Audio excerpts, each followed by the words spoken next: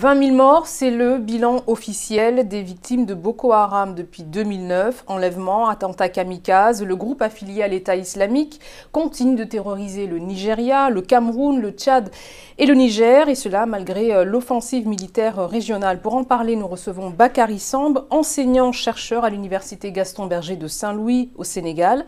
Vous coordonnez également l'Observatoire des radicalismes et des conflits religieux au sein du Timbuktu Institute. Bonjour. Bonjour. Les pays régionaux ont-ils échoué face à Boko Haram? Ce serait peut-être tôt de le dire, mais on peut dire que dans la stratégie qui a été adoptée, il y a eu des ratés. D'abord, dans l'opération Arrow, ces forces n'ont pris en compte que... L'opération Arrow, c'est la coalition militaire des 4 pays, donc Nigeria, Niger, Cameroun et Tchad. Absolument. Ces pays-là ont pris seulement en compte les pourtours du bassin du lac Tchad, alors qu'en ce moment se développent des cellules internes de Boko Haram au Nigeria, au Cameroun et dans d'autres contrées de ce bassin du lac Tchad. La deuxième chose, c'est que l'opération militaire n'a pas pris en compte aussi l'évolution de la stratégie de Boko Haram, qui est en train d'étendre le front de plus en plus vers l'Afrique centrale, mais aussi avec de nouvelles filières d'armement à partir du Soudan. Alors François Hollande, lors du dernier sommet sur la sécurité qui s'est tenu à Abuja, au Nigeria, a demandé à ce que la communauté internationale fasse plus pour lutter contre Boko Haram en termes de moyens militaires. Est-ce que c'est la bonne stratégie selon vous? Les stratégies militaires sont inefficaces contre le terrorisme. Elles ne sont pas durables. C'est aujourd'hui la principale question qu'il faut se poser. Les Américains, vous savez, sont restés plus de 10 ans en Afghanistan. Il y a encore des talibans. Au nord du Mali, il y a l'opération Serval, renforcée par Barkhane. Il y a encore, non seulement encore des djihadistes, mais la multiplication de groupes djihadistes descendant de plus en plus vers le centre et vers le sud, avec notamment le Front de libération du Massina, mais aussi les groupes avec Souleymane Keïta, jusqu'à aboutir récemment aux attaques qu'on a connues, aussi bien au Burkina Faso, mais aussi à Grand Bassam en Côte d'Ivoire. Alors vous annoncez également dans votre ouvrage consacré à Boko Haram qu'une mutation est en train de s'opérer à la tête même du mouvement. Ceci est observable dans les dernières vidéos où le personnage qui est le plus mis en avant était plutôt Bana Blachera, qui est originaire du Cameroun, qui par ailleurs est chargé des questions logistiques, qui a bien géré les derniers événements en ouvrant de nouvelles filières d'armement jusqu'au Soudan vers l'Afrique centrale, mais qui petit à petit se substitue à Abubakar Shekau, et selon certains observateurs, son profil serait beaucoup plus lisse pour accélérer le processus d'allégeance entre Boko Haram et Daesh.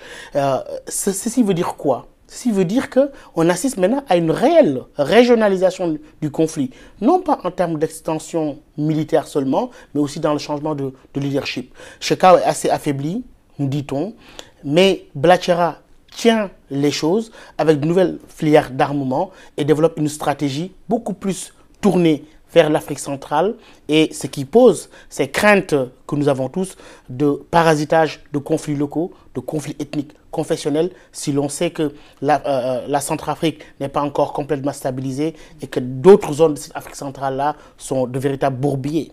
Alors vous êtes sénégalais et aujourd'hui le Sénégal est sur le qui-vive après les attentats terroristes dans les pays voisins, au Burkina Faso, au Mali et puis récemment en Côte d'Ivoire. Et puis il y a eu ces derniers mois une vague d'interpellations de djihadistes présumés au Sénégal. Pourquoi selon vous une partie de la jeunesse sénégalaise biberonnée à l'islam soufi des confréries est-elle aujourd'hui attirée par le discours salafiste ou wahhabite? Pour que ces confréries demeurent un rempart durable contre le djihadisme, il faut deux choses. Premièrement, il va falloir une didactisation du message soufi pour que les jeunes, de plus en plus attirés par les nouveaux modes de communication, par les nouvelles technologies, ne répondent pas aux sirènes du salafisme et du wahhabisme, et qu'il y ait une rationalisation progressive du discours soufi. La deuxième chose, c'est qu'il faut que les confrères gardent toute leur crédibilité par rapport à leurs accointances répétitives avec les pouvoirs politiques et les régimes en place. Si l'on sait qu'on est dans une région peuplée en grande majorité de jeunes et où le thème politique majeur mobilisateur et surtout la contestation. Alors justement, vous avez lancé le Timbuktu Institute, qui est un centre de réflexion. C'est pour répondre à ces besoins-là? Nous sommes dans un monde globalisé où circulent des biens symboliques, des biens spirituels, des biens idéologiques. Si, dans ce contexte grave, l'offre africaine en termes d'alternatives n'est pas positionnée, notre jeunesse va consommer d'autres offres.